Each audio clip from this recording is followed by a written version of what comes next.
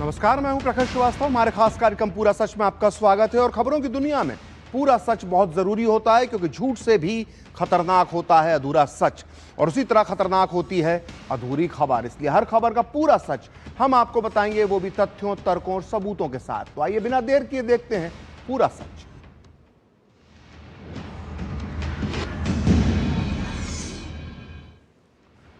दो 2026 में दुनिया में एक बहुत बड़ा बदलाव देखने को मिल सकता है। इस्लामिक शरिया पर चलने वाला एक 47 साल पुरानी सरकार खतरे में पड़ सकती है।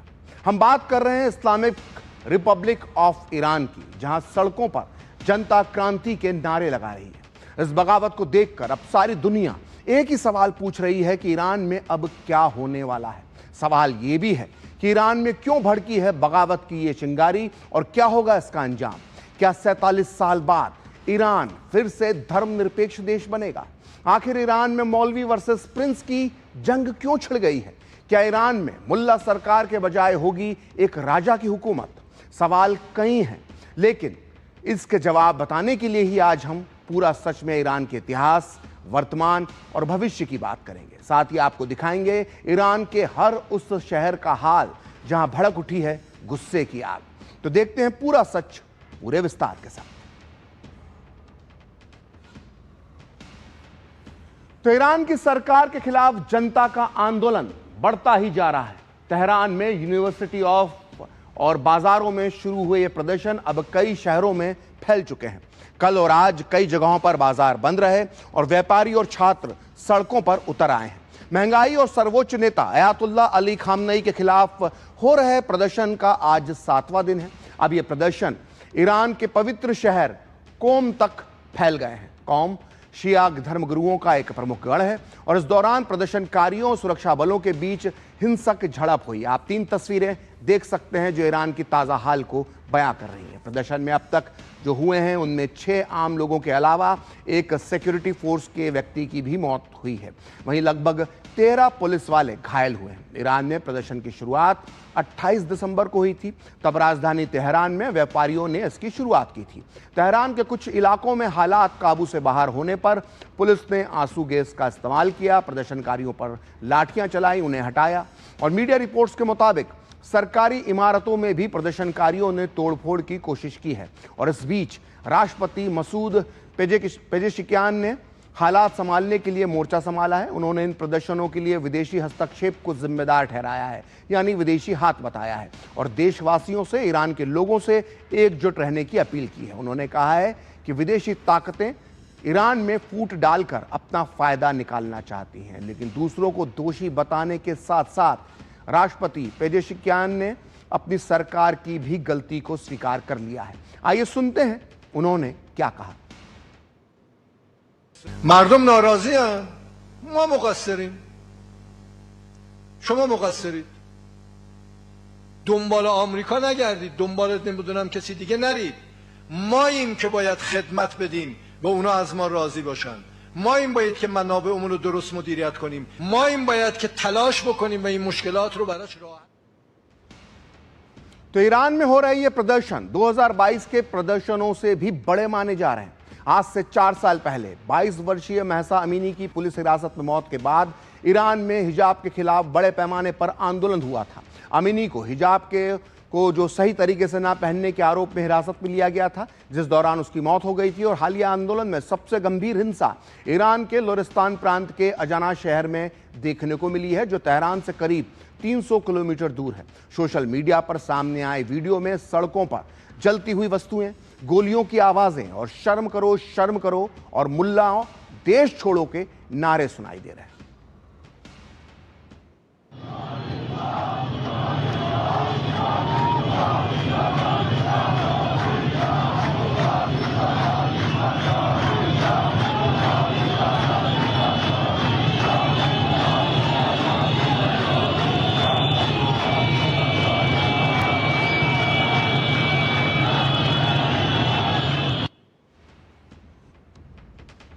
तो ईरान में गुस्से की यह आग सबसे पहले राजधानी तेहरान में भड़की, लेकिन जल्द ही यह आग इस्फाइन, सिराज और मशहद जैसे दूसरे शहरों तक फैल गई। आइए अब आपको बताते हैं कि ईरान की जनता इतने गुस्से में क्यों है। दरअसल ईरान की अर्थव्यवस्था एक डूबता हुआ जहाज बन गई है और इससे पैदा हुई महंगाई ने जनता की कमर तोड़ दी है। खाने पीने, दवा और ईंधन की कीमतें बेकाबू हो चुकी हैं। लेकिन इस आग में घी डालने का काम किया ईरानी सरकार के एक फैसले ने। सरकार की तरफ से टैक्स बढ़ाने की खबरों ने जनता के गुस्से को और भी ज्यादा भड़का दिया। इसके बाद व्यापारी, दुकानदार और हजारों छात्र सड़कों पर उतर आए और उन्होंने बाजारों को बंद करवाना शुरू कर दिया। गुस्से की इस ज्वाला को शांत करने के लिए बुधवार को सरकार ने सर्दियों की छुट्टी घोषित कर दी, जिससे लोग घरों में रहे। सरकार ये सोच रही थी छुट्टियों में लोग घरों में रहेंगे, सड़कों पर प्रदर्शन नहीं होंगे, लेकिन फिर भी इसका कोई असर नहीं पड़ा। दरअसल ईरान की अर्थव्यवस्था कोई एक दिन में नहीं डूबी है। सालों से ईरान के परमाणु कार्यक्रम की वजह से अमेरिका और कई पश्चिमी देशों ने उस पर आर्थिक प्रतिबंध लगा रखे हैं। वहीं इसी साल रही सही कसर जो थी वो 12 जून को पूरी हो गई, जब ईरान ने इजराइल के खिलाफ युद्ध छेड़ दिया। इजराइल के साथ 12 दिन के संघर्ष ने ईरान के खजाने को खाली कर दिया। अब हाल ये है कि ईरान में पिछले दिसंबर तक, जो पिछला दिसंबर गया 2025 का, उसमें 42% 42% तक महंगाई दर पहुंच चुकी है। ईरान में 1 किलो चावल जो 60 रुपए में मिल रहा था, आज वही चावल 250 रुपए, 250 रुपए प्रति किलो का बिक रहा है। ईरान में इस वक्त जरूरी दवाओं की कीमत 50% तक बढ़ गई है और सबसे बुरा हाल ईरानी करेंसी रियाल का हुआ है, जिसकी कीमत तेजी से गिर गई है और वर्तमान में एक अमेरिकी डॉलर की कीमत 14 लाख, जी हां 14 लाख रियाल है। और 2015 में इसी रियाल की जो कीमत थी वो लगभग 32,000 हुआ करती थी। सोचिए 3 गुना कीमत जो है वो कम हो चुकी है और ईरान का व्यापार घाटा जो है वो 15 बिलियन डॉलर तक पहुंच गया है। और ये बहुत बुरा हाल इस वक्त ईरान का हो रहा है अर्थव्यवस्था का, ये बता रहा है। और 2025 में भविष्य भी बहुत खराब है ईरान का, क्योंकि 2025 में जो माफ कीजिएगा 2026 में जो ईरान की जीडीपी वृद्धि दर है उसे सिर्फ 0.3% रहने के अनुमान लगाए गए हैं। यानी ईरान का जो भविष्य है वो भी अंधकारमय है। और सेंट्रल बैंक के प्रमुख मोहम्मद रजा फरजीन ने इस्तीफा दे दिया है। ये सेंट्रल बैंक ईरान की अर्थव्यवस्था को कंट्रोल करता है और जैसे ही ईरान की अर्थव्यवस्था डूबनी शुरू हुई, जनता सड़कों पर निकली, तो सेंट्रल बैंक के प्रमुख मोहम्मद रजा फरजीन ने इस्तीफा दे दिया।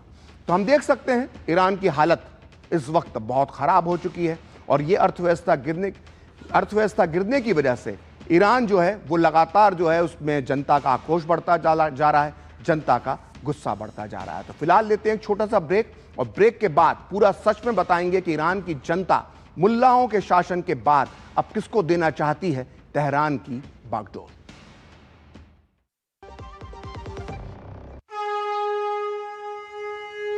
प्राचीन तमिल साहित्य में जीवंत त्रिपुरारी की नगरी काशी में संस्कृति का अद्भुत समागम। एक आत्मा, एक विचार, एक संस्कार, केवल प्रकटीकरण दो। पहला ज्ञान की राजधानी, दूसरा संस्कृति और कला का गढ़, और दोनों के मिलन का नाम है काशी तमिल संगमम।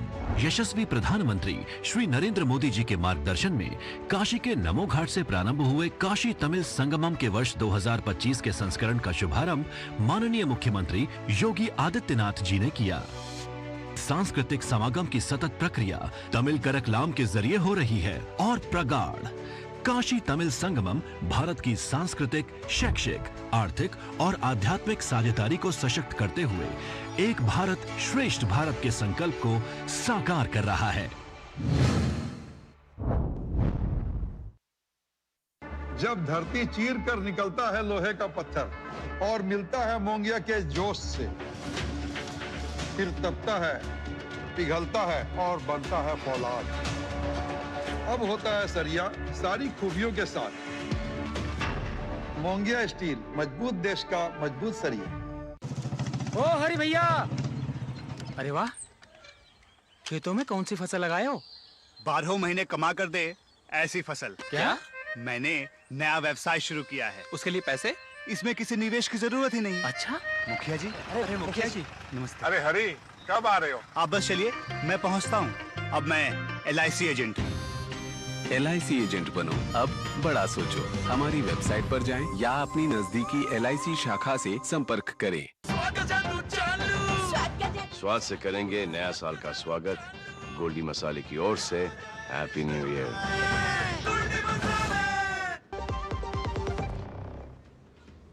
तो ब्रेक के बाद पूरा सच में आपका फिर से स्वागत है। और हमने ब्रेक से पहले आपको बताया था कि किस तरह से ईरान में जो है वो बगावत की चिंगारी भड़की हुई है। वहीं दूसरी तरफ अमेरिकी राष्ट्रपति ट्रंप भी उसे धमकी दे रहे हैं।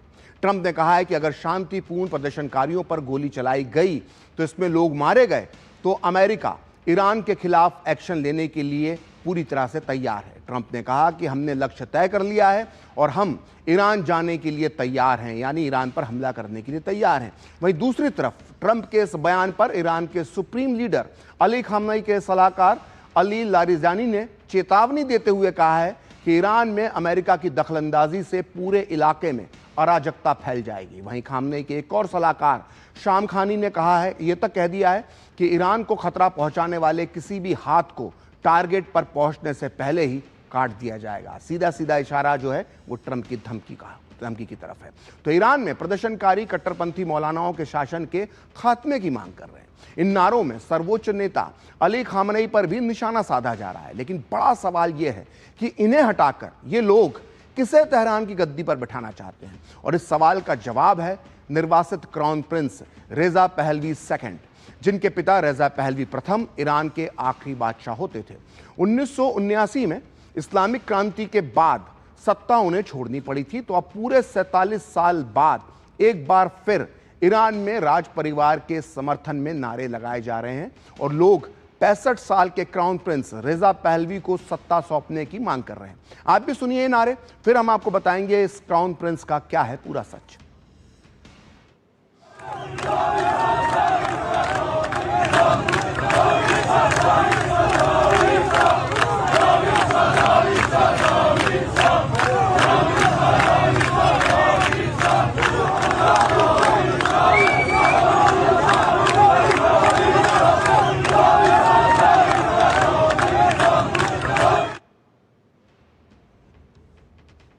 तो जो आपने देखा जावेद शाह के नारे, जावेद शाह का पर्शियन में जो मतलब होता है हिंदी में उसका ये होता है शाह अमर रहे, और शाह मतलब ईरान का राजा।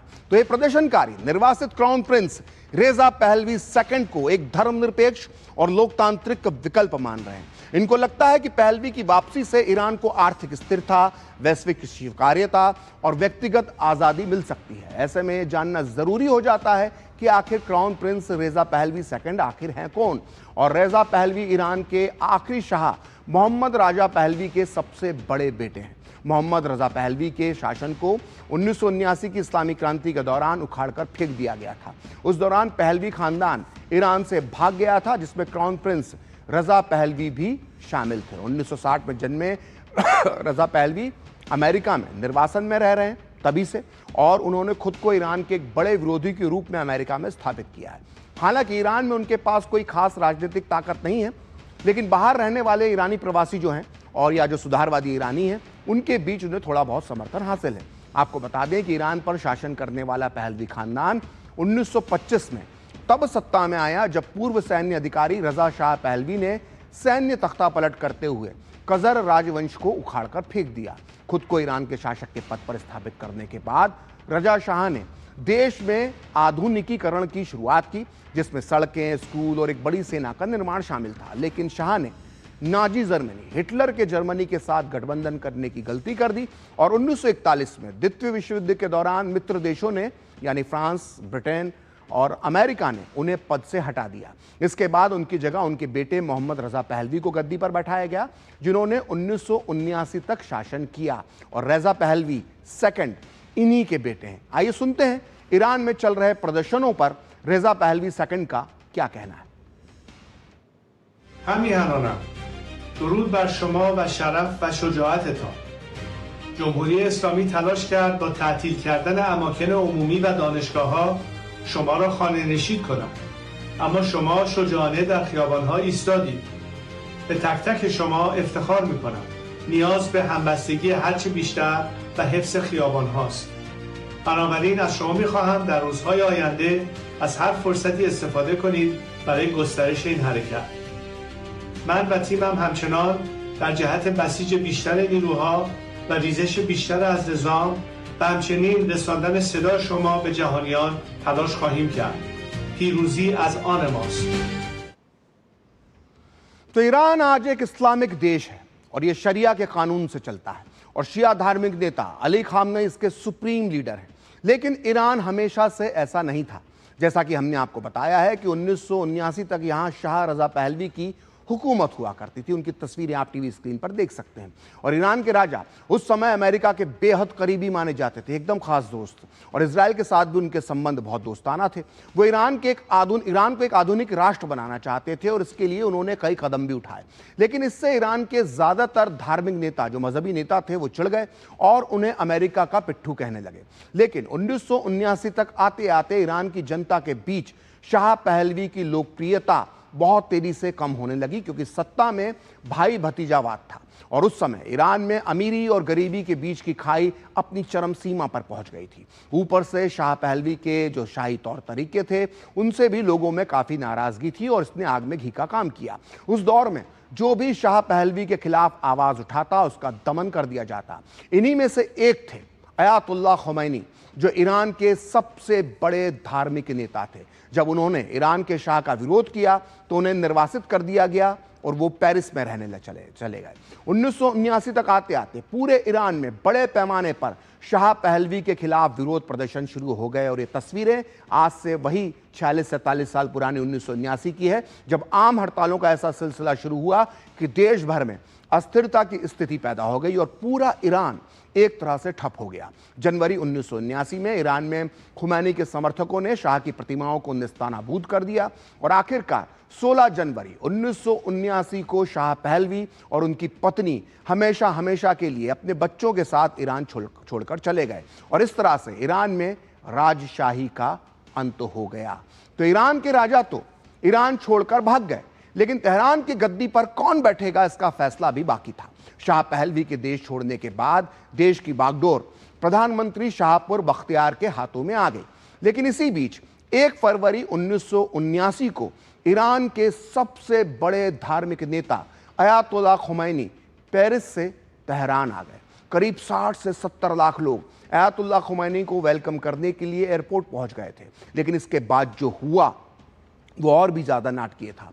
11 फरवरी को अयातुल्लाह खुमैनी के समर्थकों ने जो तेहरान का मुख्य रेडियो स्टेशन था, जो टीवी स्टेशन था, उस पर धावा बोल दिया और प्रधानमंत्री बख्तियार ने इस्तीफा दे दिया। इसके 2 महीने बाद अयातुल्लाह खुमैनी ने राष्ट्रीय रायशुमारी में भारी कामयाबी हासिल की और एक बार फिर सत्ता हाथ में आते ही उन्होंने ईरान को एक इस्लामिक राष्ट्र घोषित कर दिया। इसके अलावा उन्होंने खुद को आजीवन ईरान का राजनीतिक और धार्मिक नेता नियुक्त कर दिया।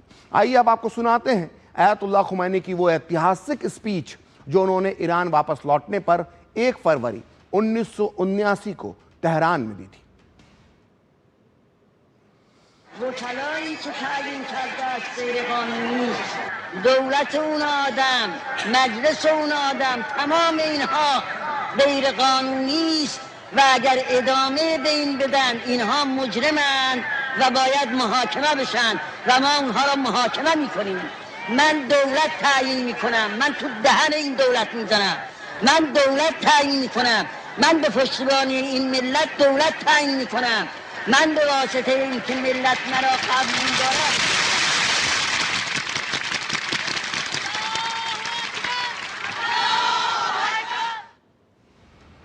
तो अयातुल्लाह खुमैनी ने सत्ता में आते ही मुल्क को एक नया नाम दिया, इस्लामिक रिपब्लिक ऑफ ईरान। इसके बाद ईरान में सब कुछ बदल गया। 1979 के पहले ईरान में हर तरह की आज़ादी थी, ठीक उतनी ही जितनी पश्चिमी देशों में होती है। महिलाओं को अपनी पसंद के कपड़े पहनने की आज़ादी थी, वो पुरुषों के साथ घूम सकती थी। लेकिन इस्लामिक क्रांति ने ईरान को पूरी तरह से बदल दिया। उस समय ईरान को इस्लामी देशों के बीच सबसे अधिक आधुनिक माना जाता था और ईरान का माहौल पेरिस या लंदन जैसे शहरों से किसी मायने में कम नहीं होता था। ये तस्वीरें 1979 के पहले की। कहते हैं कि पेरिस में जो नया फैशन आता था वो अगले दिन ईरान की सड़कों पर तेहरान में दिखने लगता था। लेकिन खमेनी के हाथ में सत्ता आते ही नए संविधान पर काम शुरू हो गया। नया संविधान इस्लाम और शरिया पर आधारित था। विपक्ष ने इसका विरोध किया, लेकिन खुमैनी ने साफ कर दिया कि ईरान में सिर्फ इस्लाम का कानून चलेगा। 1979 के आखिर में यह संविधान अपना लिया गया और इस नए संविधान के बाद ईरान में शरिया कानून लागू हो गया। कई सारी पाबंदियां लगा दी गई, महिलाओं की आज़ादी छीन ली गई। अब उन्हें हिजाब और बुर्का पहनना जरूरी हो गया। यहां तक कि 1995 में बनाए गए कानून के मुताबिक अफसरों को 60 साल तक की औरतों को बिना हिजाब निकलने पर जेल में डालने का अधिकार है। और इतना ही नहीं, ईरान में हिजाब न पहनने पर 74 कोड़े मारने से लेकर 16 साल की जेल तक किसी महिला को हो सकती है। आपको याद होगा कि 2022 में ईरान में इसी कानून के खिलाफ विद्रोह ने जन्म लिया था। यह विद्रोह तब भड़का था, जैसा कि हमने आपको पहले भी बताया, जब हिजाब का विरोध करने वाली 22 साल की महिला महसा अमीनी की पुलिस कस्टडी में मौत हो गई थी। तो ईरान के बाद अब बात करते हैं बांग्लादेश की, जहां हिंदुओं पर अत्याचार थमने का नाम ही नहीं ले रहा है। पिछले 15 दिनों में बांग्लादेश के अलग अलग शहरों और इलाकों में दीपू चंद्र दास, अमृत मंडल, बजेंद्र दास की हत्या के बाद एक और हिंदू खोकन चंद्र दास को निशाना बनाया गया है। वो फिलहाल ढाका मेडिकल कॉलेज में गंभीर हालात में जिंदगी और मौत के बीच झूल रहे हैं। और कट्टरपंथियों की हैवानियत देखिए कि पहले उन्होंने धारदार हथियारों से वार किया और फिर इस हिंदू कारोबारी खोकन दास पर पेट्रोल डालकर आग लगा दी। जिंदा बचाने के लिए सड़क किनारे तालाब में वो कूद गए, जिंदा जान बचाने के लिए वो अपनी। इसके बाद उन्हें अस्पताल पहुंचाया गया और खोकन दास के शरीर पर कई गंभीर चोटें हैं। पेट में गहरा घाव है और चेहरे और सिर और हाथों पर जलने के निशान हैं। उनकी हालत नाजुक बताई जा रही है। लेकिन सबसे भयानक बात यह है कि इतना सब होते हुए भी मोहम्मद यूनुस की सरकार चुप है और दुनिया आंखें मूंद कर बैठी हुई है। हम ये सवाल आज एक बार फिर उठा रहे हैं कि क्या बांग्लादेश में हिंदू होना अपराध है? क्या माताओं की चीखें, बुजुर्गों के आंसू अंतर्राष्ट्रीय मानवाधिकारों के कानून में दर्ज नहीं होते? ये कोई अचानक भड़की भीड़ नहीं, बल्कि सुनियोजित आतंक और हिंदुओं को डराकर मिटाने की साजिश है। इसे समझना होगा। सवाल यह भी है कि दुनिया खामोश क्यों है? क्योंकि जिन्हें जिंदा आग के हवाले किया जा रहा है वो हिंदू हैं। क्या इसलिए पूरा सच में बांग्लादेश के हिंदुओं की पुकार और उनकी आवाज उठाना जरूरी हो जाता है, इस उम्मीद में कि किसी दिन ये बाहरी दुनिया बांग्लादेश के हिंदुओं का दर्द महसूस करेगी और उनकी आवाज जरूर सुनाएगी। तो बांग्लादेश में 15 दिन के भीतर दूसरी बार किसी हिंदू शख्स को आग के हवाले किया गया है। इससे पहले 18 दिसंबर को मेमनसिंह जिले के हिंदू युवक दीपू चंद्र दास को भीड़ ने पीट कर मार डाला था और इसके बाद उनके शव को पेड़ पर लटकाकर आग लगा दी गई थी। अब खोकन दास को जलाकर मारने की कोशिश की गई है। आप भी सुनिए इनकी पत्नी सीमा दास ने इस घटना के बारे में क्या कहा। ঠান্ডা মানুষ দোকান থেকে আসতে দোকান বন্ধ করে বাড়িতে আইছে, মানে বাড়িতে ঢুকতে 1 মিনিট লাগবে। ওই সময় রাস্তায় বেরিয়ে 3টে লোক আটক করছে। মাথার উপর একটা কোপ দিছে, পড়ে গেছে। পর প্যাডের উপর 3টে কোপ দিছে, প্যাডের নারী দুটি সব বাইরে গেছে। তারপর পেট্রোল দিয়ে আগুন ধরে দিছে। তারপর পুষ্কুনি আসল, পুষ্কুনির মধ্যে লাভ দিছে। লাভ দিয়া সাইডে একটা বাড়ি আসল, ওই বাড়ির ভিতরে ঢুকছে। তারপরে তার হাতে হাতে ধরেছে আরে বসাইয়া। तो आज पूरा सच में इतना ही। अगले हफ्ते फिर होगी आपसे मुलाकात अपने इस खास कार्यक्रम पूरा सच में किसी और सियासी मुद्दे की पड़ताल के साथ। तो मुझे और मेरी पूरी टीम को दीजिए अनुमति। नमस्कार।